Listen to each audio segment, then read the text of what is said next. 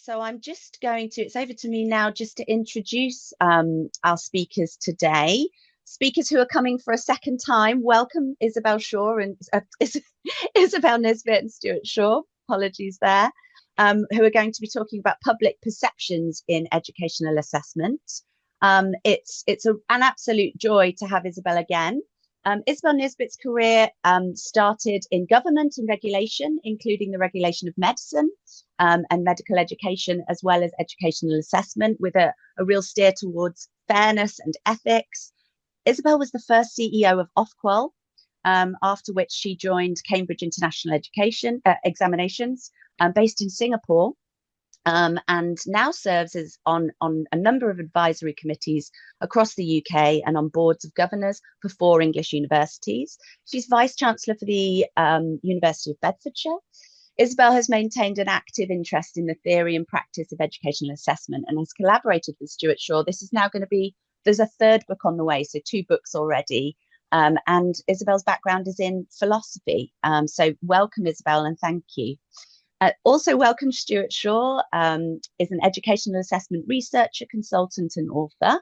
He's Honorary Associate Professor of the University College London for the Institute of Education, Curriculum, Pedagogy and Assessment. Stuart's worked in international awarding organisations for over 20 years. I know Stuart from his days as Head of Research at Cambridge Assessment International Examinations. And Stuart has a particular interest in demonstrating how educational, psychological, psychological and vocational tests seek to meet the demands of validity, reliability and fairness, which is going to be a real hot topic for today's session. Stuart's either a chair or on the board of trustees for a number of awarding bodies and chartered institutes, and Stuart regularly presents at British, European and international conferences and has given many keynote presentations. So it's my absolute pleasure to welcome you. Thank you so much for joining us today. I'm going to stop sharing my slides now, and I believe I have stopped that, and then I'll let you take over, Isabel. Thank you so much. Thank you so much. I'm going to attempt to share mine now.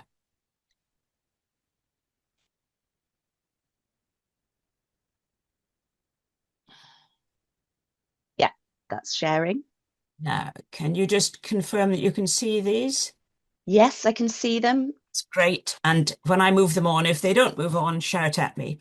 Thank you for logging on to this. We're talking about the public and their perceptions. We're going to say a little bit about who the public are and suggest there's 2 approaches to that. I'm going to say a bit more about public opinion, but the bulk of what we're going to do is to be looking at the views of the public and asking whether, to those of us on this call who are part of the assessment world, whether these views matter. And there'll be arguments that they don't, and there'll be arguments that they do. And then we'll try and come to some conclusions. And Stuart and I are going to be splitting this up between us. So I'm going to start about who the public are. And there's 2, you might think it's obvious, they're just everybody, but actually the public is a kind of descriptive word. And it seems to be distinguished from something that's private. A private tennis club or something is different from the public. Good old Jeremy Bentham called the public an indefinite number of non-assignable individuals, and that seemed to be some very general interest in what was going on. Now, there's some specific roles that are open to the public, like getting on a bus, becoming a passenger, but some are not. And there's linked concepts which are very close to what we do. We talk a lot about customers being the purchasers or users of a service. And I think we're quite used to neoliberal ideas of public services treating their users or clients as if they were paying customers with an element of choice. There's citizens as well. Citizens of what?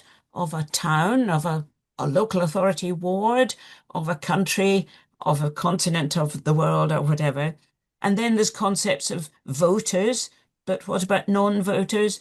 And taxpayers, what about non-taxpayers? So these are all different types of descriptions. And the biggest one is the public, which seems to cover everybody. Now, you will probably be using in your own mind already the word stakeholders, which is very commonly used in our world.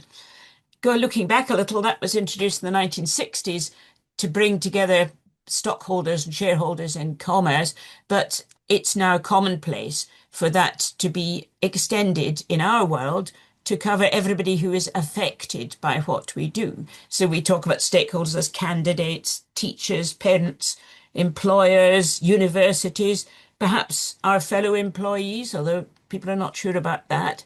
But the question that arises about stakeholders is, are the views of those directly affected by assessment more important than the views of those about what we do of those who are not affected? Is it a sliding scale? The more you have a stake in it, the more important your views are. And there's a second sense of the public, which we want to suggest to think about. And we've called it normative, and it's linked with moral views of what's right or good for society. Now, there's a tradition about the social contract going back a bit in English philosophers, but also famously by Rousseau's social contract. And we translate what he talks about the public will, we talk about the general will. And his point was that it excludes the stakeholders because they've got a particular will.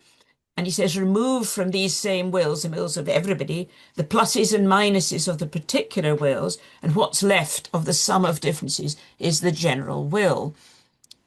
And this was revived in the late 20th century by John Rawls, who talked about justice as seen as determined by an imaginary agreement by individuals, regardless of their particular circumstances. These individuals didn't know who they were. They didn't know whether they were stakeholders or not. And then it was what they thought was right for everybody was what was just. And Hobbes said that citizens, both the maker of this general will and the matter of it, because it's about him as well. Now, you could ask some questions about this. What on earth is all this social contract stuff at 10 o'clock in the morning to do with assessment and the jobs we do? And what about some of us work for private providers or charities? Where do they fit in? Now, we could spend a month talking about all of that, but I won't do that. Briefly now, just to suggest to you that it is helpful to think what society as a whole, and not just the stakeholders, might expect of assessments.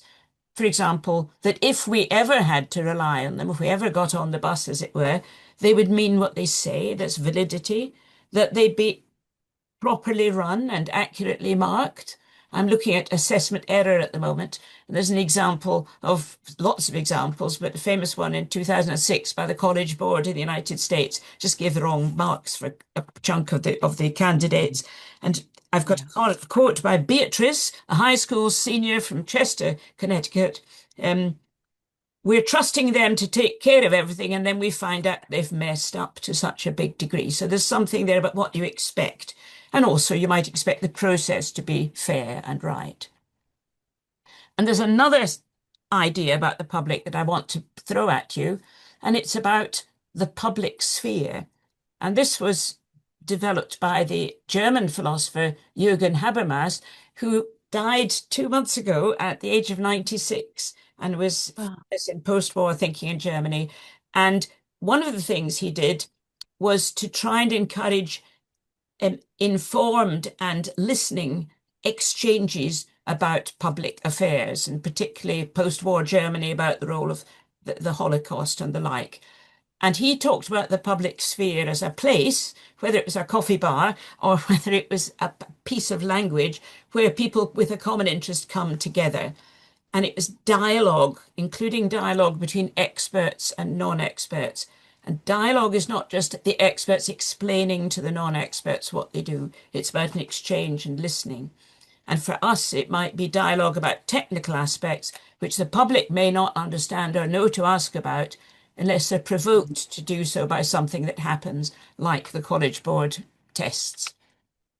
In our view, both the descriptive view of the public and the normative models are relevant. We shouldn't forget the normative one about what society can reasonably expect. But we're not as exclusive as John Rawls. We think there should be an inclusive view. We're not excluding the stakeholders, but we're not confining our interest to them. And also, we want to hang on to Habermas's idea of the public sphere as something that could be interesting to us, and there are implications in all of that I've said there for research. And lastly, before I pass over to Stuart, a word briefly about public opinion. There's an awful lot written about trust and confidence in assessment, and I've given some references there, but I'm not going to talk about them. I'm going to talk about public opinion, and that's quite a neglected concept. There's two things we mean by opinion. One is something less than fully evidenced belief, in my opinion, such and such. But there's also an element of judgment or evaluation. What's your opinion about introducing a wealth tax? What's your opinion on how well the Prime Minister's doing? I better not go down that one.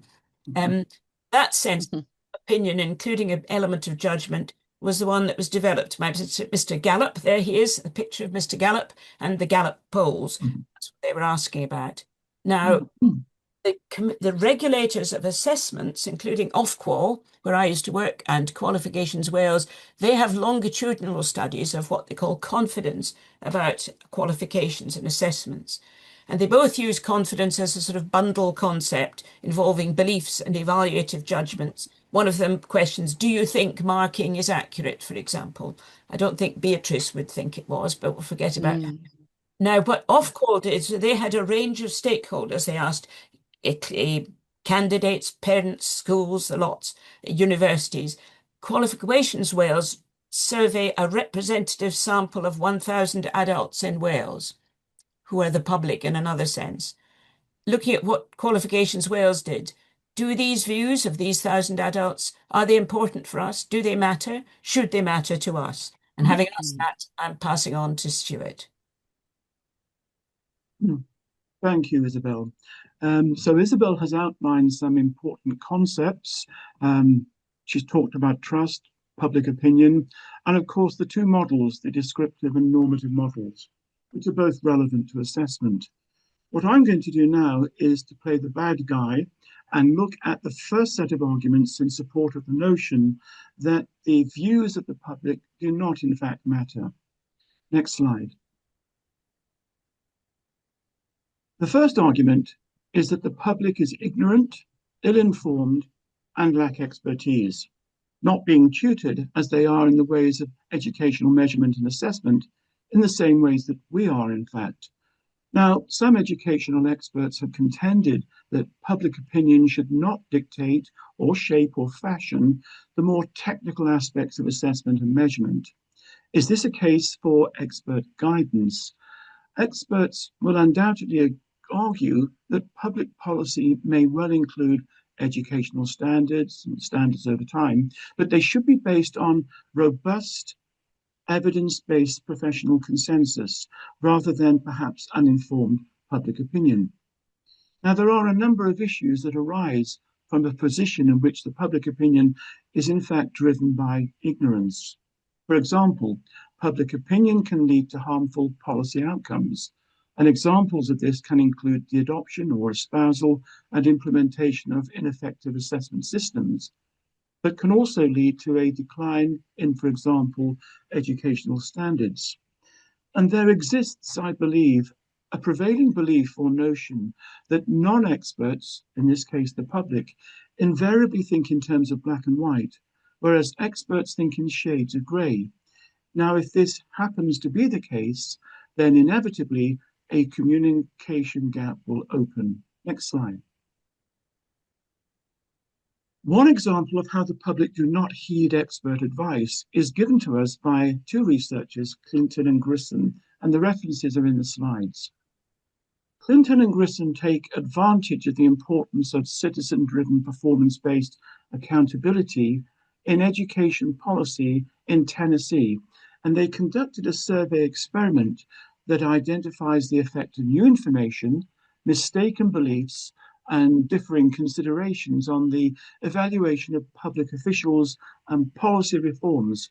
And for this, they surveyed 1,500 Tennesseans. Now, two questions in the survey of relevance here relate to the public estimating student achievement in standardized mathematics tests, and also for the public to say what they thought the gap was between the achievement in mathematics of students from different races.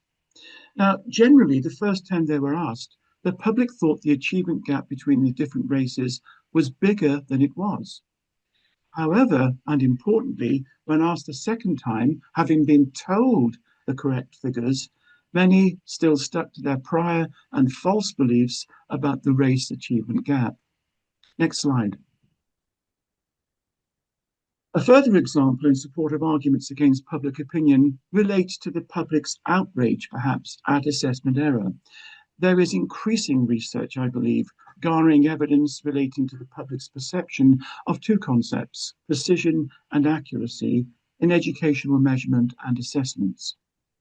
Educational measurement error, as we understand it in the field, is conceptualized to be the difference between a student's actual or observed score on a test and the theoretical true ability score counterpart. Now, this we know as classical test theory or true score theory, and it's well understood by assessment folk. But I think it's important to distinguish two concepts here, one of accuracy and the other of precision. Accuracy and precision are measures of observational error. More particularly, accuracy is how close a given set of measurements is to the true value, this notional true value. Accurate results are correct. Precision, however, is how close repeated measurements are to one another. Precise results are consistent. So that leads to two scenarios. It is perfectly possible to have high precision without accuracy, in other words, to be consistent but wrong, or to have accuracy without precision, in other words, to be correct average but scattered. Now, importantly to this argument, research suggests in the UK, but elsewhere, that the public perception of errors in national exams suggests that errors are simply mistakes, events that are entirely preventable. And Gardner has done a lot of work in this over a 10-year period, 10 years ago. The public perception, therefore, is at variance and seeks to predominate over the more sophisticated, nuanced, technical views of errors. That is, that errors arise from many sources, and they create an inevitable variability in assessment outcomes. Moreover, public opinion appears to somewhat invest assessment grades and marks and other assessment outcomes with the same kind of precision and accuracy of scientific measurements. Next slide.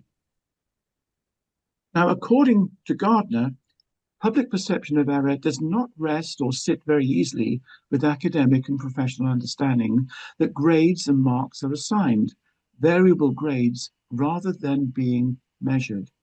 Dylan William, for example, has extensively documented that high-stakes test marking is inherently unreliable, and he argues that exam results are often poor indicators of student ability and achievement.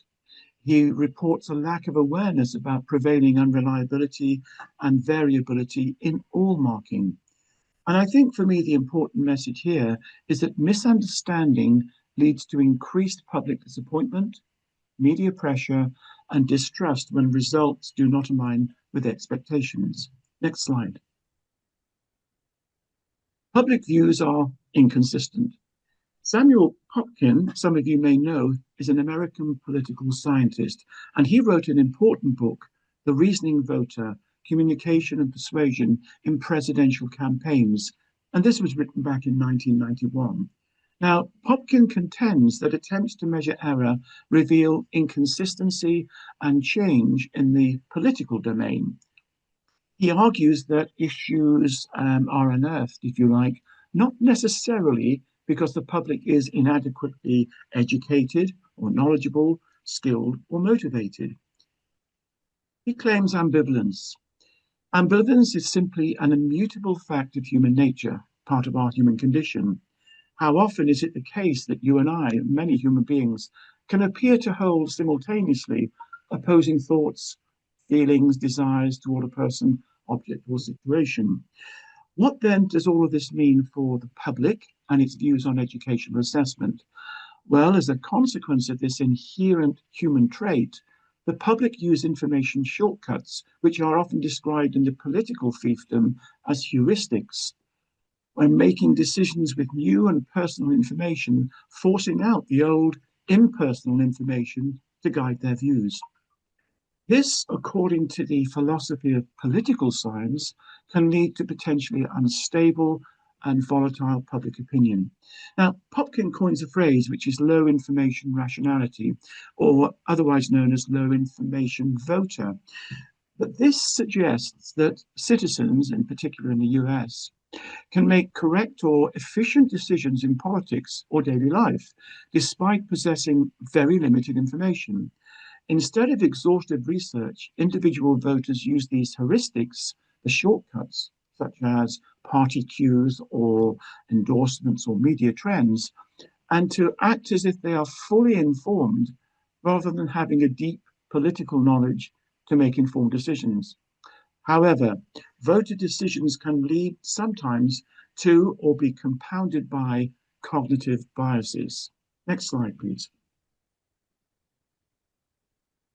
So this leads us on to our next argument, and this relates to the legitimacy of public views. Assessment may not feature much in people's lives, other than perhaps key or staged events.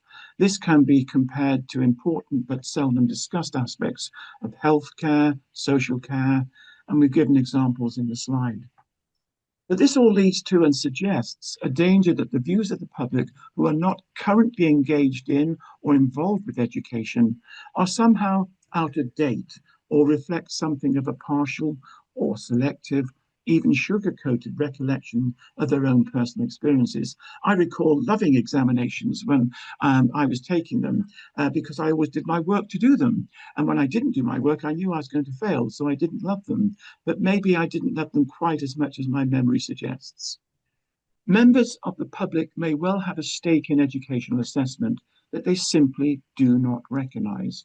And this may well come through a raft of different mechanisms, family, friends, or the work situation. But why should their views matter beyond that? Next slide, please. Another argument relates to bias. Now, if influences, and bias influences, come from a particular cultural, ideological, or political camp, then their influence may consolidate that position in their followers, who only consider sources of particular information that come from the same camp. Confirmation bias is a well-recognized psychological phenomenon. Now, according to the American Psychological Association, APA, the Dictionary of Psychology, which is quite excellent, confirmation bias is defined as the cognitive tendency to search for, interpret, favor, and recall information that confirms pre-existing beliefs. Now, this is strongest for emotionally charged or deeply held beliefs. Next slide, please. So in terms of education and in educational assessment, students and teachers may favor information confirming pre-existing beliefs and hypotheses, thereby hindering critical thinking, but more importantly, objective assessment. And this can lead to ignoring contradictory, very robust, and very plausible evidence. So confirmation bias reinforces stereotypes and creates what is known as echo chambers. Next slide, please. So what is an echo chamber? Well, Jensen and Capella, and the references there in the slide, define an echo chamber as a bounded, enclosed media space that has the potential to both magnify the messages delivered within it and, importantly, insulate them from rebuttal. Importantly, they serve, echo chambers, to hasten the dissemination of information. Next slide. And what of accountability madness? Now, Michael Power contends that since the 1980s, there's been a rise in auditing activity as described in his book, The Audit Society. The Audit Society argues that the rise of auditing has its genesis or roots in political demands for accountability and control. And Power contends that the new demands and expectations of audits live uneasily with their operational capabilities. Not only is the manner in which they produce assurance and accountability open to some degree of question, but also by imposing their own values, audits often have unintended, perhaps even dysfunctional consequences for the audited organization. So there are risks that For example, educational standards for accountability can be conflicting and incoherent. And the examples given here might be universities accepting more students, maintenance of standard. But there, more importantly, is an additional danger of perverse incentives. Schools and students and their teachers choosing easier exam boards or subjects getting better grades. I know when I did my O levels, as it was then, and A levels back in school, this was very much the case. All this raises the question of accountability to whom? The public, the regulator. Next slide, please. The Office for Students, the independent regulator of higher education in England, was criticised by Lord Hollick through the House of Lords Industry and Regulators Committee back in 2023. Why? Failing to deliver and not commanding the trust or respect of the very people whose interests it's supposed to defend. Undue preoccupation with accountability can damage teaching, learning, and professional pride in education. Baroness Honora O'Neill, famous for giving her Reef lectures, has argued that the pursuit of even more perfect accountability provides the public with more information, more comparisons, and more complaint systems, but also builds a culture of suspicion, creating grounds for public mistrust. Next slide. A further argument relates to the public focusing simply on the wrong things. According to Paul Bernstein, who considers, amongst other things, how the impact of public opinion has and how much the impact will increase salience, this is important to public opinion. He argues that public opinion can significantly influence and impact public policy, but this is contingent to some extent upon the salience of the issue. What do we mean by salient? Well, in general dictionary terms, salience relates to the most noticeable, the most important, or perhaps the most prominent. It relates to relevance. A very interesting book in this area has been written by Bussmeyer and colleagues, and they also make the same claim as Bernstein, that public opinion affects policy making when the topic is salient and when most people share the same opinion. However, when the public disagrees on what they want, or when many people simply don't care, then the influence of public opinion is significantly reduced. Next slide.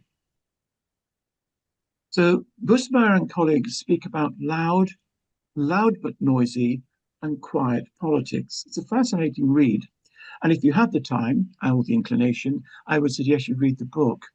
But at the heart of their findings, the core finding, is that public opinion has greatest influence in a world of loud politics, when salience is high and attitudes are coherent. But by way of contrast, when issues are perhaps salient, but attitudes are conflicting, and that often happens, the signal of public opinion turns loud but noisy, hence their metaphors, and party politics have a stronger influence on policy making. In the case of quiet politics, issue salience is low and interest groups are dominant. So having outlined some of those arguments, I'm now going to pass back to Isabel, who is going to profoundly disagree with me. Well, we've had a lot of arguments why the views of the public are not important, or we should be worried about taking too much account of them. I'm going to try to counter that with some arguments about why they are important. One is a rather sordid practical one. And if any of you are in organisations with marketing colleagues, they would have already have said this in answer to Stuart. Well, if you don't listen very carefully to public opinion, more fool you, because it could lead to criticism of what we do, deserved or undeserved, in the media or by politicians. We can't answer criticism if we don't listen to it. There's a danger of public or private organisations being blamed or scapegoated and even closed down or replaced because of this kind of public opinion not being heeded by them. And some people, I've been at conferences and meetings where people from these organisations have been present. It could prompt demands for change that are not evidence-based or could be educationally harmful and are not answered if you're not listening to what people are saying. And rather sort of echoing some of the things that Stuart's been quoting, I'm suggesting on the positive side that gaps in the world of opinion are dangerous. Yes, they can be filled with false beliefs, exactly as you've heard, but are they better filled, like Mr. Habermas said, by conversation and explanation? And my second point is about legitimacy, and this goes back to my discussion about the descriptive and the normative views of the public. There are roles in which sectors of the public who come into these roles might arguably have a right to have their views heard. And some of them are different from being the general public. They might be customers or purchasers of services, and they might have contractual rights as purchasers, but also they might have moral rights as well, as taxpayers, as voters. The democratic theory would be that the public views can impel voters to change governments or local councils, and so their views could be legitimate ways of putting their views about education and exams as part of education into policy. But of course, education has only a small part in most manifestos, and educational assessment even less. I was thinking about the elections last week that we're talking about so much. How much was education in those? And I would say that in my local, I live in London, my local election, very little.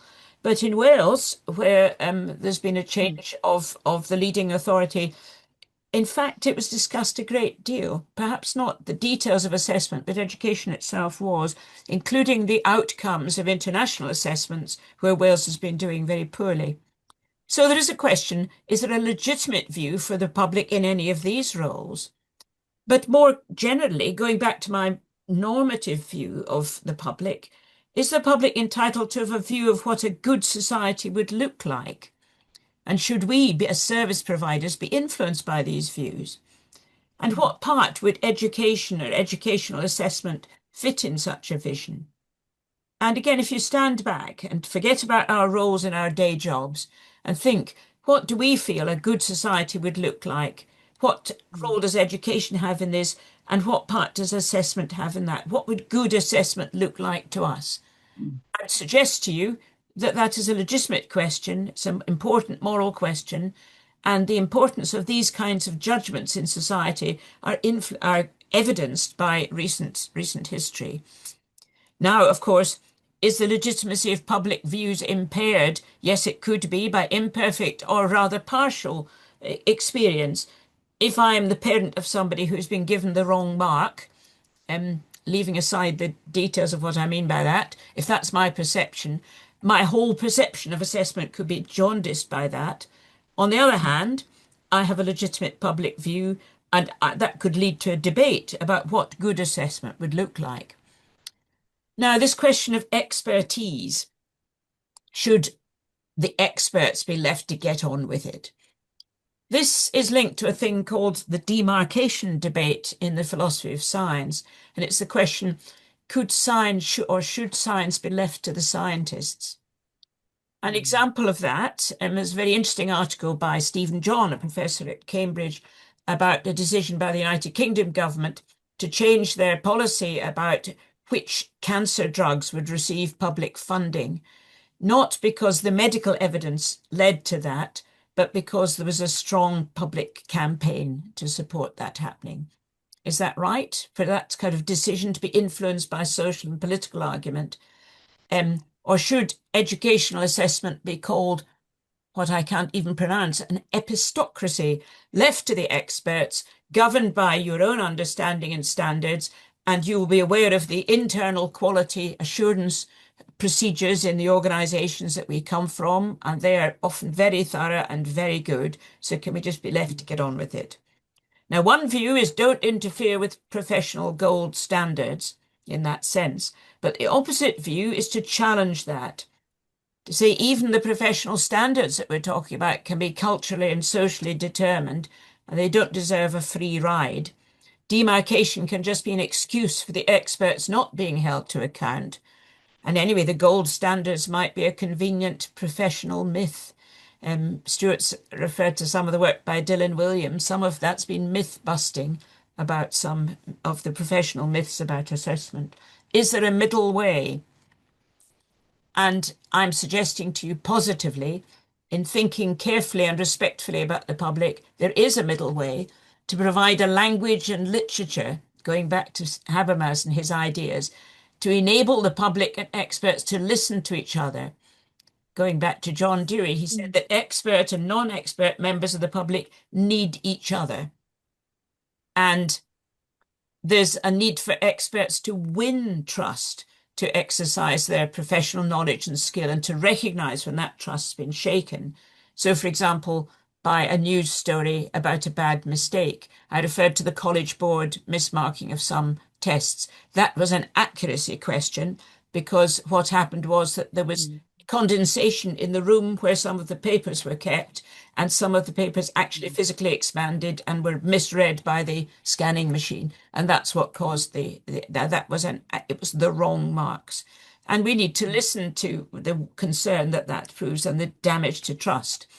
And I'd suggest that the demarcation line, going back to the philosophers of science idea, should be a matter of negotiation, should always be open to challenge, and it may be moved. The public can be helped to understand how to make sense of experts' knowledge. That is very difficult to do, but it's important, and it's one of the challenges to our profession. If we don't do that, the gaps can be filled by disinformation. And lastly, I'm suggesting, in reply to the audit explosion, that what we need is sensible accountability. Now, I may be a bit biased in that. You've got to judge that, because once upon a time I was a regulator. But going back to Bentham, he talked about the tribunal of public opinion. And this is what you're trying to represent when you're trying to regulate. Now, regulations had its ups and downs. When Honora O'Neill wrote her Wreath Lectures, there was a trend towards what was called light touch regulation, and to lift the hand a bit and let people get on with it, but have high-level regulation. But that was thoroughly discredited in 2008 with the financial collapse, and when a very, very critical review of the regulation of financial markets. The argument there was, where was the regulator? That was a question that was asked all the time. But also questions asked about who regulates the regulator, the government, the public, somebody else. And the balance which regulators have to do is between being too close to the government or whoever pays them, on one hand, in which case they're too politically driven, or too close to those they do regulate, and that's called regulatory capture, and they just become spokespersons for a particular group of professionals. And I'm suggesting that there's a need for regulators to negotiate space for an accountability dialogue with the regulated, and for that conversation to be transparent and shared with the public. And I'll move now to our conclusions and back to Stuart. Thank you, Isabel. So I have just 2 remaining slides, and then we're going to open up for questions and answers and discussion more generally, perhaps some clarifications too. We have argued that there are 2 models, a descriptive and normative model, that are relevant to assessment, and we think this is important. Normative, by way of reminder, relates to what society could reasonably expect of assessments, assessment providers, and whether or not they are stakeholders now. But we favour a more inclusive view of the public that does not necessarily exclude their views when they become stakeholders. We also contend that there is some strength in stakeholder theory, giving weight to those whose lives are most generally affected by assessment or assessments. But also a great need for a wider moral case, much broader, based on public views of what constitutes a good society, what a good society might look like. We also acknowledge the strengths of some of the arguments against giving weight to public opinion. But it is perfectly possible to take account of public views in ways that mitigate some of the harms, and there are dangers in not doing so. We also assert that there is a need for an external window on assessment quality assurance, perhaps relating to processes and procedures. Next slide.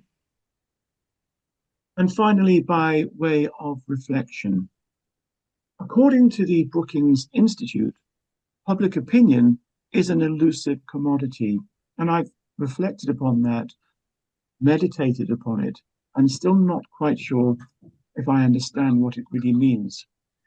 What are the questions we need to consider as a consequence of some of the issues that we've presented over the last 40 minutes or so? Do we have a duty in our work and who we are to explain assessment concepts, even those difficult ones, to a public audience? How, for example, do we explain setting of grade boundaries?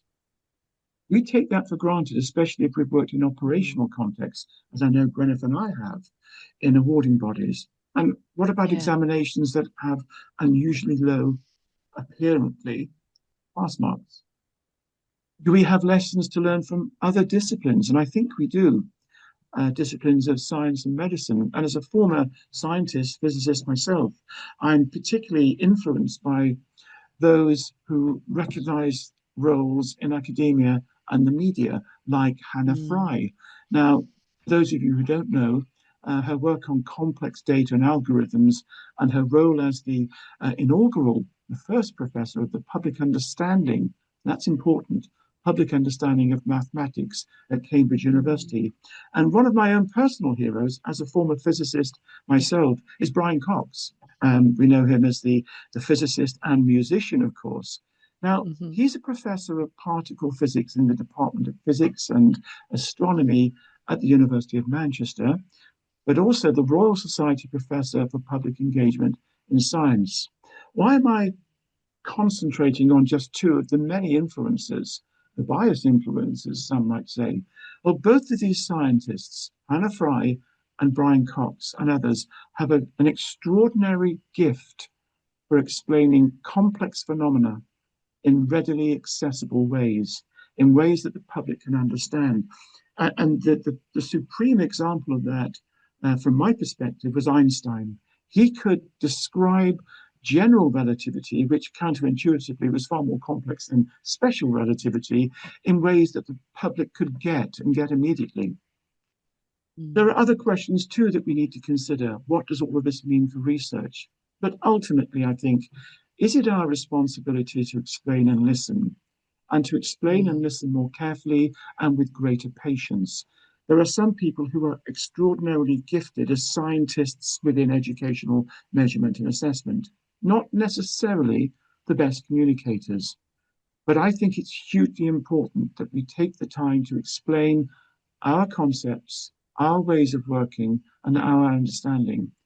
Doing that in readily accessible ways, as Cox and Hannah Fry do, is the trick. That's the clever part, but I think we need to do it. So we'll leave these issues with you, and now over to you for any questions you may have. Fantastic. Thank you so much. It's all very, very interesting and incredibly relevant to our work here at RM, but also a lot of our customers.